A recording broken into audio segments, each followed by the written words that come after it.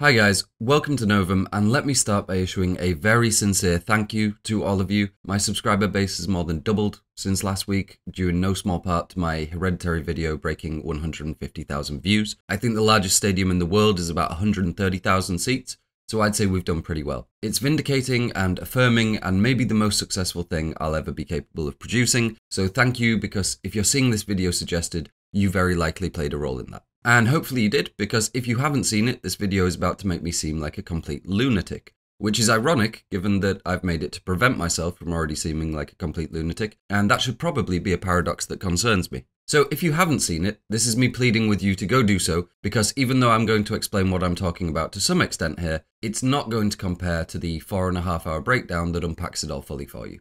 But for the people who have seen it, hold on to your hats, because I got a very interesting comment from viewer Mr. Morano today regarding something they'd spotted. Something that had slipped by me, despite me staring at it for presumably days on end. Now that I see it, I realise I've seen it 100 times before, without ever really mentally acknowledging it. And if you can't tell, I'm happier than a man with tits in his hat, because as you may have guessed from the title, it's the last linking piece that confirms all the stuff I was saying about Paimon's true form. That his demonic, or previously angelic form, not the human vessels he walks around the mortal realm in, rather the one we don't see back in hell, is a bird, or is bird-like, let's say.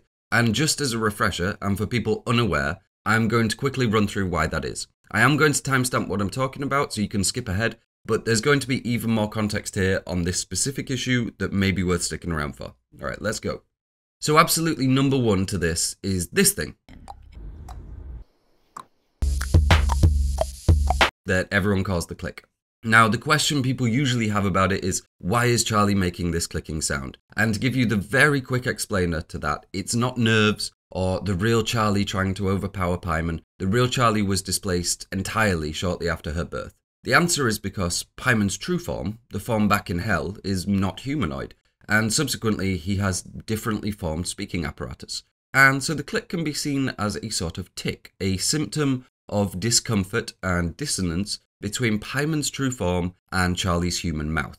But truthfully, calling it a click is something everybody got wrong, because it's not a click, it's a cluck. And I know this because Ariaster, in his Reddit AMA, referred to it as a cluck.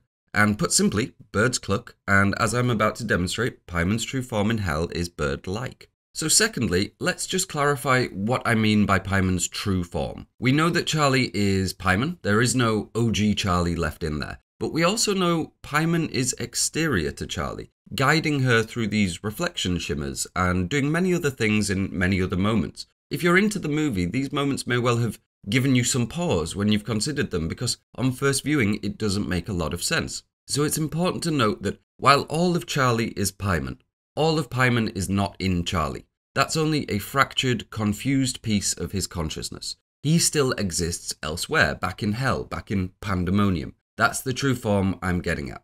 We even see this alluded to with the book that Annie reads. While discussing what Paimon requires from a host, it uses some very clear and specific language. King Paimon is a male, thus covetous of a male human body. Right here we see a distinction that whatever his form is outside of the male human vessels he inhabits, it is male, but it is not human. Otherwise that distinction would be irrelevant. Now obviously that could just mean his demonic form, but as I've shown you, it's a demonic form that clucks, and as I'm about to show you, being bird-like is par for the course with demonic forms. It's also worth noting that this text on Paimon we see in the film is a collection of different extracts from different grimoires mashed together. But select parts like this one have been phrased by Aster specifically for the movie. And although it's clearly done to put focus on Paimon's desire of a male body, he's very cleverly hidden that semantic clue in there as well. Now, why would Paimon be bird-like, and what would that mean? Well, the film plays very heavily with Miltonian biblicism, that is to say, ideas generated by or otherwise stemming from the John Milton classic Paradise Lost. Arguably one of the biggest influencing factors in the European advancement of Christian mythology. It's here we see the basis for many current ideas regarding hell, certainly Lucifer, things that people often falsely ascribe to the Bible itself. It's a whole other video describing what mentionings of hell are actually in the Bible that's better avoided for now, but however you cut it, John Milton's Paradise Lost and Dante Alighieri's Inferno or Divine Comedy pretty much fleshed out most recognised ideas of the Christian underworld. And part and parcel to Milton's work is the idea of Lucifer's civil war in heaven creating fallen angels, or demons, winged demons. Now, it's not irregular to see angels being compared to birds or having bird-like features. Feathered wings is a very clear example. And it's very easy to see how these images of angels and demons get warped and twisted and wrought in with animals that are considered evil or aligned with the devil in medieval grimoires and so on. Which is exactly what happened. A lot of the information we have on Paimon, and a text the film also uses directly and makes multiple references to, is the Lesser Key of Solomon. And this text doesn't just talk about Paimon, it talks about a bunch of his demonic colleagues, like Malthus, for example. And well, this is Malthus. He's a bird. He's described in the Lesser Key of Solomon as appearing like a crow.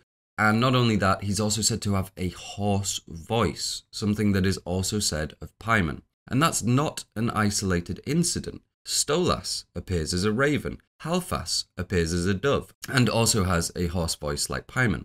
Phoenix, unsurprisingly, is a phoenix. And I could go on, that's by no means exhaustive, but hopefully you get the point that bird imagery is heavily tied in to these depictions of hell's hierarchy, and the idea of these greater and lesser demons having both true and illusory forms that look like birds is by no means out of the ordinary. And it's even only said that Paimon appeareth like a man. So even in the original grimoires, there's this allusion to him having some underlying hidden form that's presumably more demonic, and that could be exactly what Asta was building on. Because while Paimon is never described as being bird-like in any grimoire I've read, it's right next door to him in the main text the film is drawing from, and something canonically accurate to his colleagues that Ari Aster could absolutely have pulled from when tying together the imagery for the character. He makes bigger leaps with Paimon's lore. A quick example of this is describing him as a god of mischief to better suit these demonic pranks we see Paimon playing on the family. And it sure seems like he did make these leaps, because this film is absolutely packed with bird imagery. Perhaps the most blatant being Charlie using a severed bird head to represent Paimon in her diorama, something Asta cunningly described as being not too far away from what we get during the end scene, while also saying he doesn't want to give too much away. And given this is an exact stand-in for the last scene and a pretty obvious visual metaphor, it seemed odd to me that he'd be concerned about giving something away here. It's pretty clear what it's supposed to be. I think what he didn't want to give away was the fact that what we get is not too far away from the reality of Paimon, which is to say he's bird-like in his true form. Now there's a bunch of other bird imagery in the film. We see Charlie's self-portraits of a crowned pigeon. We know the crown refers to King Paimon, although outside chance it could refer to Queen Ellen here. So again, we see that image of a crowned bird figure, and keep that in your head moving forward. We see Charlie having a particular fondness for dove chocolate. Doves and pigeons are both sacrificial animals in biblical canon, so you can see why the temporary vessel of Charlie and the sacrifice-hungry Paimon may have an affinity towards them. Another bird we see is the whippoorwill, a bird that actually featured far more heavily in the original script, where they were seen nestling in rafters during the funeral. Now, I'm by no means a bird expert, but like most jet black or even dark animals, they've often been seen as portents of death, or otherwise representing death. And whippoorwills actually only pop up in one really crucial place during the final cut of the movie, which is the treehouse, or birdhouse as it's sometimes referred to, right next to the statue of Paimon. We see a whippoorwill in a bird cage. And this is a clever inversion of a long-standing trope. Traditionally, the birdcage is a sign of female imprisonment under patriarchy. Here the cage represents the empty vessel of Charlie, and the angry whippoorwill raging against the bars inside it is the caged Paimon, the image of death trapped within the empty vessel. As with everything else in the final scene, it's been inverted. And there's not really any confirmation beyond that, but for me at least, when I imagine Paimon in hell, I think a whippoorwill is a very good guess as to what bird he might be. The other major clue I covered in the video concerns Paimon's later possessions of Peter. You may notice Alex Wolff's performance as Paimon is distinctly bird-like, cocking and almost bobbing his head like an inquisitive chicken as we hear bird noises playing over him in the background. And when Paimon first gets inside Peter, what does he do? He smashes his head into the desk, the head of his promised vessel, nose first, creating this beak-like look to Alex Wolff. It's there to subtextually allude to Paimon being a bird, but even in lore we can see it as a desire to make this long-term vessel more suited to his needs. more comfortable and bird-like so that eventually he can hopefully communicate how he wants to and either ditch the Cluck or speak like that entirely. And that brings me up to today, when eagle-eyed viewer Mr. Morano pointed out the final piece of the puzzle. In this image, drawn specifically for the movie, we see a bunch of different details relevant to the film. We've got the hand on this gnarled staff pointing to the northwest that we see Peter's hand mimic and the statue later have. We've got the three heads of Annie, Charlie and Ellen, Paimon's crown. Honestly, too much to cover here. There's a lot going on in this image. But one thing I hadn't noticed, and maybe you've already spotted it as we're zooming in, is that hidden under Paimon's robes, we get a glimpse of his true form. A distinctly bird-like foot peeking out, talons and all, betraying Paimon's true form as being inherently bird-like. And that, I would say, is pretty conclusive. I'd just like to thank Mr. Morano for really helping me nail this down, because I think we can say pretty confidently that's the theory confirmed. And honestly, that's everything for this video, guys. It was just a quick one to update you on that. Oh, there is one other thing I forgot, actually, that's been annoying me that I didn't include. When we see Annie in the dream, her shadow doesn't have a head. There's another little bit of foreshadowing for you there. I'll put a clip of it up on screen. But that's everything for this video.